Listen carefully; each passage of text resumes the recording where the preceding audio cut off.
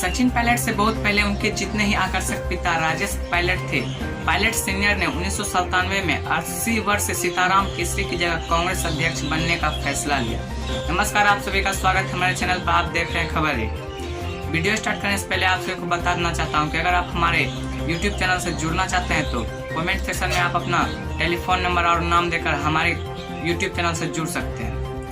उन्होंने यह जोर दिया था कि यह पार्टी को विलुप्त होने से बचाने की लड़ाई है। वे चुनाव हारे लेकिन कांग्रेस में बने रहे। अगर उस समय राजेश पायलट की महत्वाकांक्षा उच्च सिद्धांतों में थी तो बेटे सचिन की जगह खुले रूप से राजस्थान के मुख्यमंत्री पद के लिए हैं। यह पार्टी या विचारधारा की लड़ाई नहीं, व्यक्तिगत टकराव है। पिता बेटे में केवल यही अंतर नहीं है। प्रधानमंत्री मोदी द्वारा जनता को अपना चाय वाला कल बताने से बहुत पहले राजेश पायलट ने हमें अपने दूध वाले होने के बारे में भी बताए थे कि कैसे लुटियन दिल्ली में उन वीआईपी के घरों में दूध बेचने जाते थे।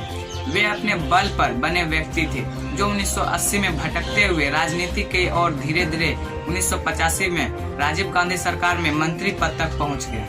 बता दें कि इसके विपरीत सचिन पायलट को आसानी से प्रवेश मिल गया। उन्होंने अचानक राजनीति में धक्का दे दिया क्योंकि पिता की कार हादसे में मौत हो गई थी। वे 26 की उम्र में सांसद और 31 की उम्र में मंत्री, 36 में राज्य कांग्रेस अध्यक्ष और 40 की उम्र में उप मुख्यमंत्री बन गए। वे कांग्रेस के विशेषाधिकार प्राप्त संभ्रांतों का हिस्सा रहे जिन्हें राजनीतिक विरासत में ऐसे मिली जैसे यह जन्म सिद्धि अधिकार हो। जहां लाखों पार्टी कार्यकर्ता हाईकमान के दरबार में झांक भी नहीं पाते, वहाँ कई युवा सांसदों को उनके परिवार के उपनाम के कारण सीधे विशिष्ट हासिल हो गई। जैसा कि राहुल गांधी ने ज्योतिरादित्य सिंधिया को पार्टी छोड़ने पर कहा था कि वे एकमात्र व्यक्ति हैं जो किसी भी समय सीधे मेरे घर आ जा सकते हैं। स्पष्ट रूप से कांग्रेस में व्यक्तिगत और राजनीतिक झूठ के बीच की रेखा धुंधली पड़ गई है। और फिर सचिन इस बात का उदाहरण है कि एक शासक को चांदी की चम्मच लेकर पैदा होने वाली छवि कैसी तोड़नी चाहिए। राजस्थान के जटिल जातिगत समीकरणों से सचिन पर भी पिता की तरह गुज्जर नेता होने का ठप्पा लग सकता था, लेकिन उन्होंने जोखिम उठाया और 2009 में अजमेर में गैर गुज्जर सीट से चुनाव लड़कर जीते। फिर 2014 में सीट हारने के बाद और बड़ा जोखिम लिया और दिल्ली के आराम को छोड़कर राजस्थान कांग्रेस के अध्यक्ष बने।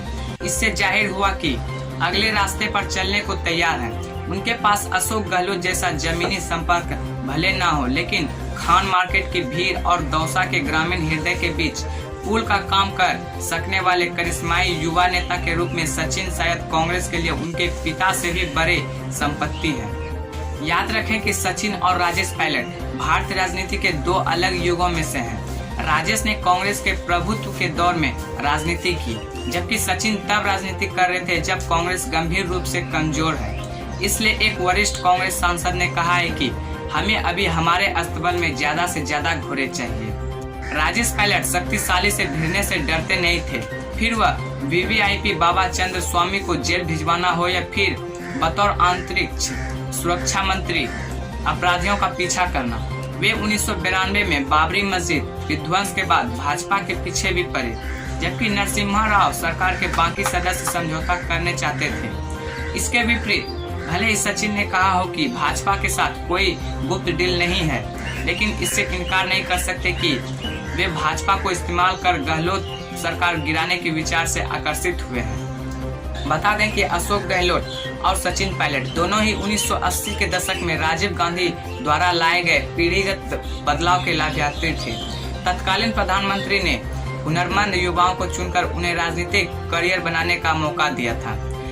अपने शुरुआती वर्षों में कांग्रेस अध्यक्ष राहुल गांधी ने भी ऐसा ही प्रयास किया, जिसके तहत सचिन को राजस्थान भेजा गया और अन्य युवा नेताओं को राज्यों में अध्यक्ष बनाया गया। उनमें से ज्यादातर राजीव पीढ़ी के असुरक्षित महसूस कर रहे राजनेताओं का दबाव नहीं झेल पाए। जैसे बीमार अजय माकन को पद शीला दीक्षित को देना पड़ा, जबकि हरियाणा में राहुल द्वारा नियुक्त अशोक तंवर को पद भूपिंदर सिंह हुड्डा को देना पड़ा।